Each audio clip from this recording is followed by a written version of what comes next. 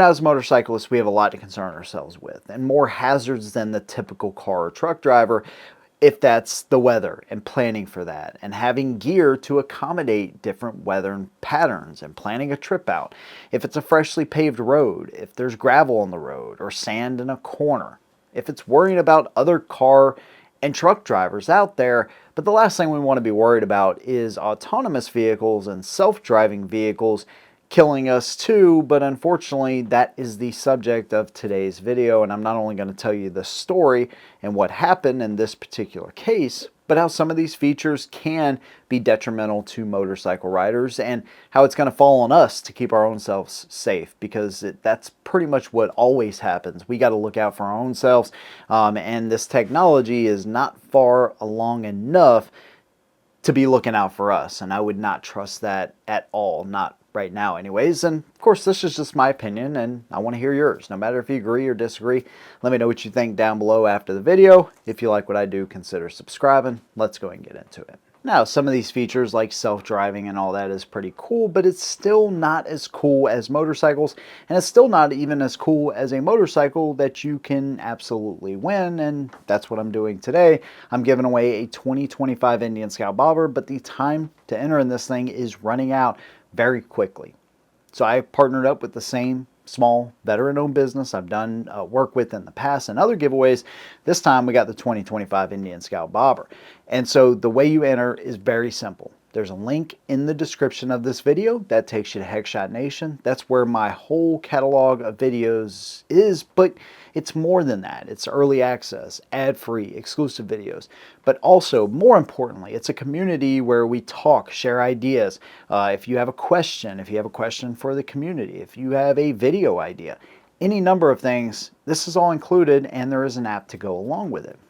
So you sign up, 6 months, Headshot Nation, 49 bucks, and you're automatically entered to win. Now, we keep the pool of entry small and the time frame small, so you only have until September 30th, 11:59 Pacific Standard Time. It gets shut off, and so if you want to enter to win this motorcycle, this is going to be the best chance you have, because honestly, all of our giveaways are normally less than 500 entries, and this one's going to be even less than that. So even if your luck kind of sucks like mine, you have a real chance of winning something pretty awesome and joining the community, and you get an exclusive download when you do it. So click the link in the description, make sure you sign up by September 30th at midnight Pacific Standard Time for your chance to enter. Good luck to every single one of you. Now, this story comes out of Seattle, and there was a guy driving a Model S. He had it in full self-driving mode, which is like a beta now that Tesla is doing, and they even tell you when you turn it on, you got to have your hands on the wheels at all time. It's still a supervised mode. It's not autonomous, but you know that people are going to treat it like it's autonomous. So anyways, this guy, he ended up running into the back of a motorcyclist and killing him right then and there. Now, the police arrested him for potential or alleged vehicular homicide, and as far as I know now, he made bond, but I haven't heard anything else about it. Now, the guy admitted to having a drink, even though he wasn't found to be intoxicated. He admitted to it. He said he was in full self-driving mode, and he said he was on the cell phone. I guess he thought, hey man, with all these cameras and stuff in the vehicle, I'm probably not going to be able to lie my way out of this, so I'm just going to cop to it all. Now again, anytime you use these features inside of the Tesla, it warns you that you still have to keep your hands on the road. Now, from what I understand, you could have one hand on it because it's just looking for minimal input in the steering wheel. Or if you're in, I don't know, let's say adaptive cruise control, you can turn up the mile per hour by 1 or turn it down by 1. But every 20 seconds, it's looking for inputs. And if you break the rules of that driving mode and you are not keeping your hands actively on the wheel, it will shut the full auto driving experience off for the rest of that drive. So they do make it pretty clear that they want you to keep your hands on the road, but of course this is going to be abused. And just like this guy, he was on his cell phone, probably just had his hand on the wheel, just doing like this, and unfortunately a motorcycle lost his life because of it.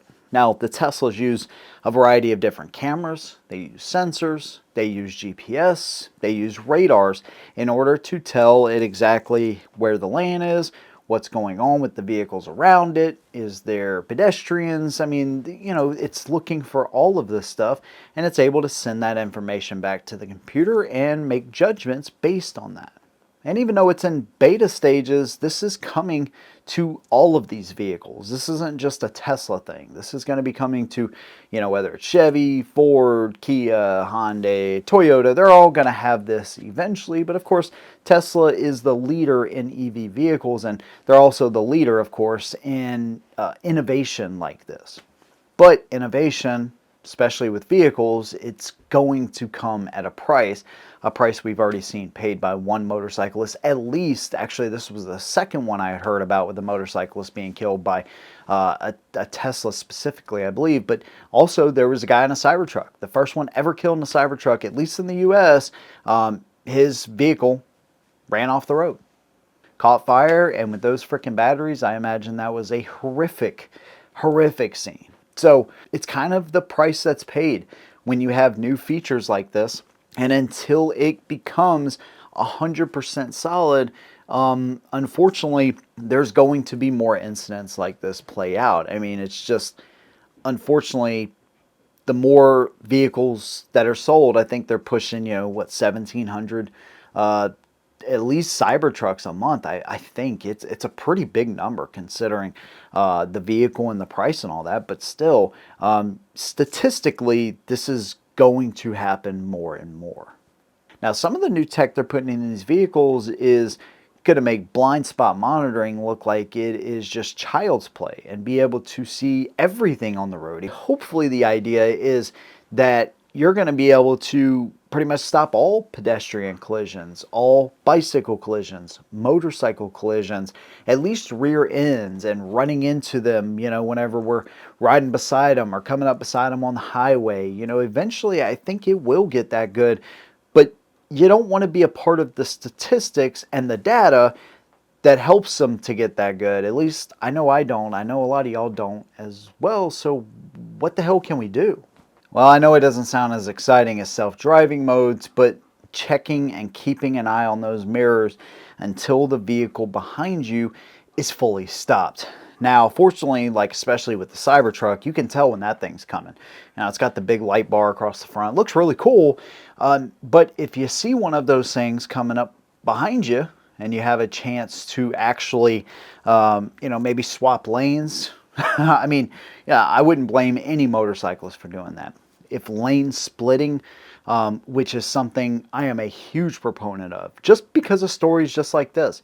People get pissed off when there's a motorcyclist that's lane splitting, even in California, where it's legal. Not understanding that motorcyclists are at a huge disadvantage in stop and go traffic.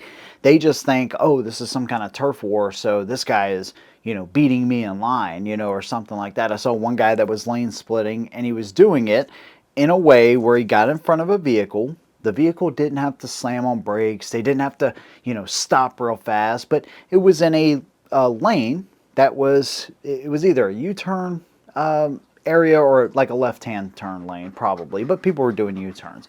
Either way, the guy that he, kind of cut in front of ran in the back of him. And he made it seem like it was the motorcyclist's fault. It's like, if you're cutting somebody off and they have to slam on brakes or they have to swerve or some kind of defensive maneuver like that, then yeah, you are just being a jerk. But if you get in somebody else's lane and they don't have to slam on brakes or do any of that stuff, they didn't cost you anything, right? So that's where you got to kind of suck up your pride a little bit. And I think having lane splitting be one of those kind of, federal things, I mean, hell, they're always talking about putting some new law in the book.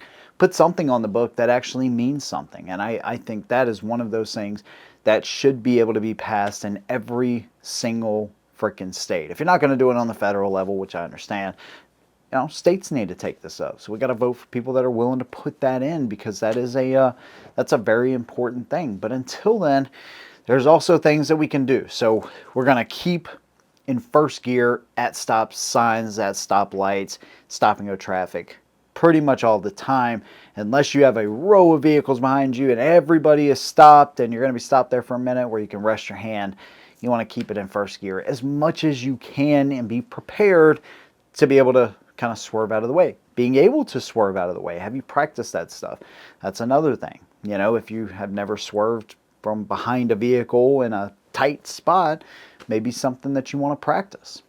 Bright color clothing is another thing, right? We all have bad habits. I know I do. I wear black on everything, right? And so, you know, black is like our signature color in the cruiser world, but it definitely ain't the best color for being seen. So there is, you know, things like that. That is actually why I got the white helmet this time around, because it is much easier to see than what I had before in the dark green, even though it's a cool concept, World War II Rorok helmet.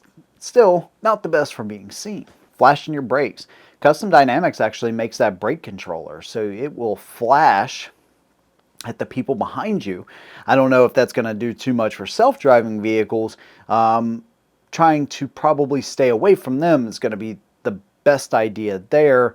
But again, it just comes down to some of the basics. Checking your mirrors when you're in stop and go traffic at a light, all that kind of stuff. And just be ready to evade, not being so close up on the vehicle in front of you that you can't evade, right? You want to have an escape path, left or right, somewhere that you can get the heck out of the way if you see a vehicle coming up too hot behind you. It's going to be on us, man. We're going to have to look out for ourselves. But the last thing I want is people of my community or the motorcycle community at large being statistical data that these car companies can use, because that doesn't help anybody, right? They need to be able to figure that stuff out without motorcyclists being killed, and that's the whole goal of this video. Now, of course, I want to hear your opinion. No matter if you agree or disagree, let me know what you think down below. If you like what I do, consider subscribing. See you in the next one, and as always, hold them down.